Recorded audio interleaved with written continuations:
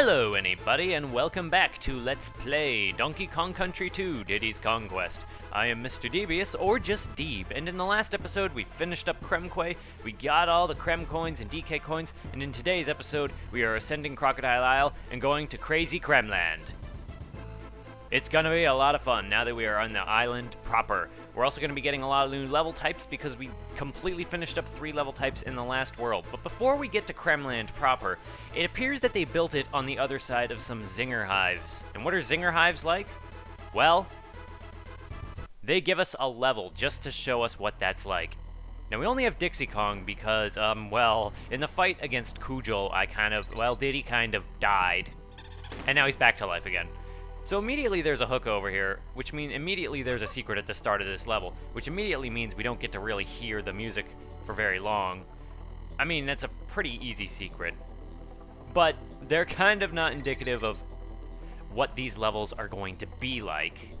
Now these are very interesting level types. As you can see, there's a foreground effect. But I'm going to have to go to the bonuses first, because as it turns out, they stuck 2 bonuses right at the start of this level, this first hive level, which is kind of a bummer, because you don't really get a moment to even listen to the music. And with that, we come into a room filled with zingers. And look, you got little baby zingers in the hives in the background, and they're bigger than the actual zingers, because they didn't size it properly, I guess. I don't know. So there are chests inside chests, and breaking them all open. You have to break them open on all the bees, and that's where we get our Krem coin.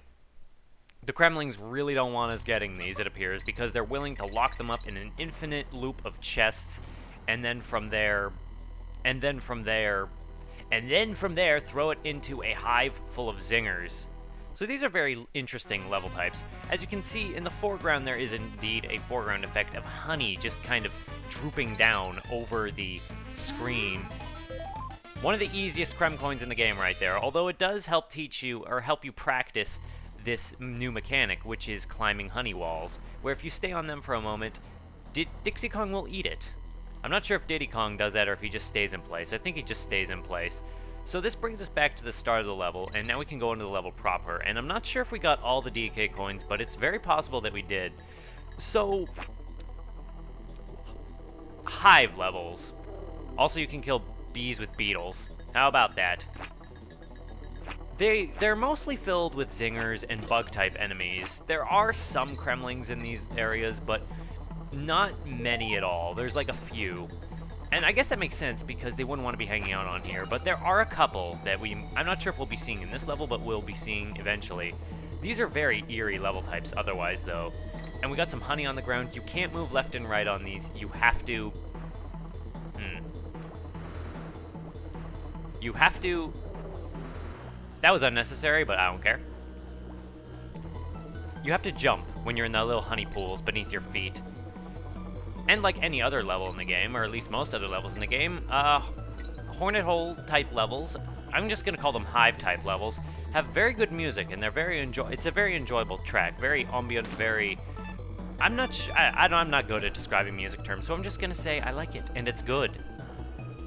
Interesting thing about these zingers, even though they appear to be wasps, they clearly make honey and have honeycombs, and I don't think wasps actually make honey. I think they just kind of sting people. They kind of sting people, and they're bastards.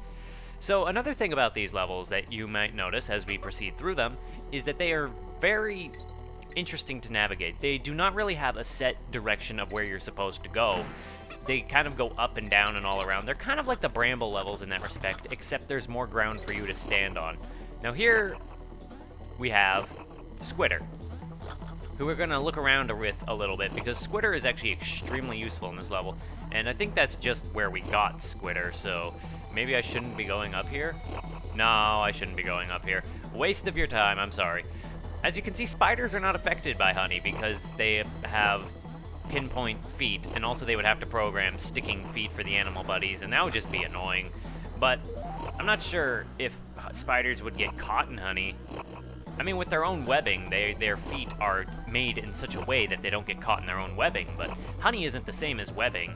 Webbing is sticky, but is it the same kind of sticky, or is honey just viscous, or... Oh no, our spider! We want him back. Oh crap. Is he gonna despawn? No. Thankfully, Donkey Kong Country, the series, is very good about not despawning your animal buddies. If you look around, I can't really remember an instant in a Donkey Kong Country game where I wasn't able to find an animal buddy again, unless they ran off a cliff. And that was pretty much the only situation. And I really appreciate that. I like games that let you get your animal buddy back after you lose them, like Yoshi in Super Mario World, or any other game where he's a rideable mount that you can lose. That's always appreciated. See, there's a crook hanging out in the honey hive, in the wasp hive. Apparently, if you want to lay low, you go and hang out in a giant wasp hive. Ugh. This level actually looks very interesting if you disable the honey drooping effect. I don't know if I'm going to do that because it's kind of weird, but it looks interesting, and I do like the foreground effect of the honey dripping down, even though it might be a little disorienting. You get used to it pretty quickly. I think, yeah, we wanted to come down here. And this is what we need Squitter for, because we are not getting past those guys otherwise. And if we come up here, I think we're going to come and get our DK coin. Yep. As well as a bunch of bananas. I would say that these bananas, though, have a lot more merit than, say, the coins from most Mario games. Most new Mario games, anyway. So I guess that's not really a fair comparison. But still. You need your lives in this game a lot more than you do in most Mario games, and I might have a lot of lives, but that's because I haven't technically turned the game off yet, so I haven't had my lives reset, so I'm fortunate on that front. So, yeah. If I had reset the game, I'd probably be doing what I could to get lives. Not that I've been dying a whole lot, but even so, you don't want to be reckless. Here we have a couple more hints of where we're supposed to go. Interesting story about Krazy Kremland. When I first played Donkey Kong Country 2, well, I mostly played it through rentals of the game at a local game store, and I rented this game a lot. And the thing about renting in the days of cartridge-based systems is you wouldn't always get the same levels. You wouldn't always have the same file. If you returned a game and somebody else rented it, your file could be gone, or when you rent a game for the first time, there could already be a save file. So I actually got to Krazy Kremland before I beat Kujal, before I beat Kremquay, to be exact. So I actually have more experience with a bunch of these levels, with some of these early levels at least, or maybe all of them. No, our spider buddy! No. It's okay though, because we got all of the things we need. That is to say, all of the bonus coins. But yeah, when you lived in an age where when your save file was at the mercy of other kids who rented the game, well, I had more experience with Krazy Kremland, specifically because of people who had their save files up to Krazy Kremland. So I've played with these levels a bit more. Kong! That's exciting. Yeah, more experience with Krazy Kremland's opening levels, or maybe all the way through than the end of Kremquay. So I think I'm going to do better on these levels than I did towards the end of Kremquay. So from here, we are going to go into Krazy Kremland proper, and we are going to be doing another new level type. I love Krazy Kremland because I love the idea of them having their own theme park on this island, and we get two new level types, one with the Hornet Hive, which is kind of weird in a theme park, and then this entirely new one, and one of my favorites in the game. Roll! I'm not spoiling what it actually is. I mean, it looks like a carnival, but to be more specific, roller coaster. Yeah. These are kind of... What am I saying, kind of? These are basically your minecart levels from Donkey Kong Country 1, where you would ride the minecarts across the island, except they are Kremling themed in their own completely murderous theme park, where everything's trying to kill you, and the tracks are still broken and rickety and kind of terrible and risky. And this is a Crash, I do believe. No, that's not a Crash. Crash was the enemy in the first game. These have a different name, and I can't remember off the top of my head what they are. Yeah, check out those scream sound effects in the soundtrack. Not that it matters, because we are already at a bonus level. Bonus levels in the minecart levels are particularly interesting because they warp you to brambles. No, this isn't normal. I forgot about this though, because that's kind of funny. Now remember with the bramble levels that it's safe. You can always kind of rest on the brambles on the bottom of them, but you can't touch them from the sides or the top. So, you know, But you know. Yeah, you know. I'll shut up. So we launch back. That won't be regular. I think that's the only time that we have a complete... Uh-oh. So when you don't hit one of those question mark barrels, you basically lose a Kong. But that's okay, because we immediately get Dixie back. She fell, and she went into a barrel. Bonuses in these levels aren't too hard to get to, but... Oh, that was sloppy. But they are also easy to miss. But these levels aren't too long, thankfully, so I won't be here too much longer, I think. And that's where our DK coin is. You kind of have to jump to figure out it's there, although there is a tiny hint you can see there, and... we didn't want to jump there, is the thing. Thankfully, we got the DK coin, but as you can see, there are more bonuses to be had.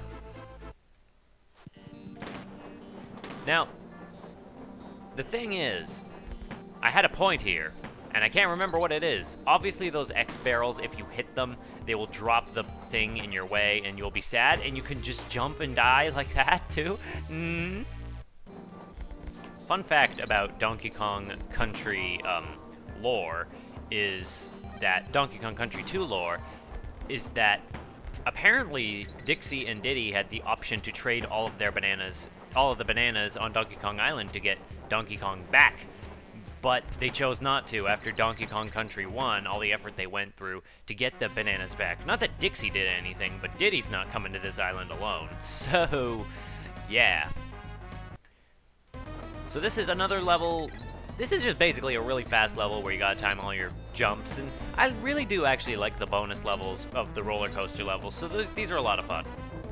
However, I'm just gonna say right now that these are the only truly carnival-themed levels in the game.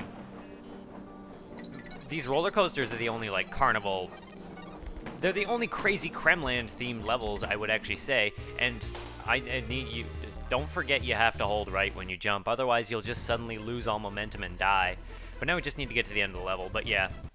These roller coasters are the only examples of carnival-themed levels in the game, and I'm kind of sad for that. I would have liked a more conventional level type 2 to go along with these that was carnival-themed, but two archetypes of the same theme is... I see that's a little too much to ask, even though Pirate Ship got 3 different themes. The deck, the hold, and the rigging. I think they would have been fun. Now we don't really want to go down to the bonus area because we don't really need to. And the Kongs duck their heads. I never really noticed that. That is a really hard jump. And if you hit the X barrel after you lose a Kong on a Zinger, you're basically dead. However, I think we're about good.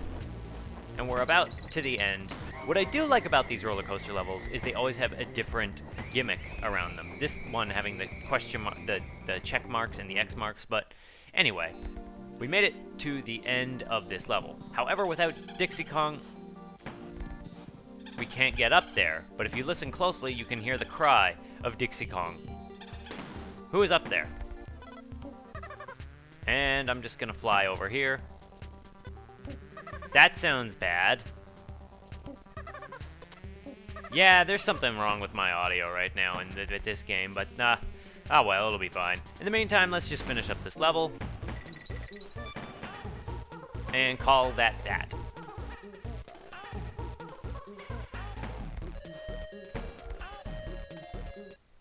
So, with that, we have beaten 2 levels in Krazy Kremland. However, I was actually wrong in my previous episode when I said that Kremkwe was the only world in the game that has 6 levels. Krazy Kremland also has 6 levels, and because these levels are kind of long, in particular the Hive level, I'm going to be doing 2 episodes, which I have done, and I think I'm going to call it that. If you want us to proceed, if you want to see the rest of Krazy Kremland, though, and the rest of this world, then, and Bramble Scramble, which tells you what kind of level we're going to have next, this outro's getting kind of long, well, then I just hope to see somebody in the next one. Bye-bye!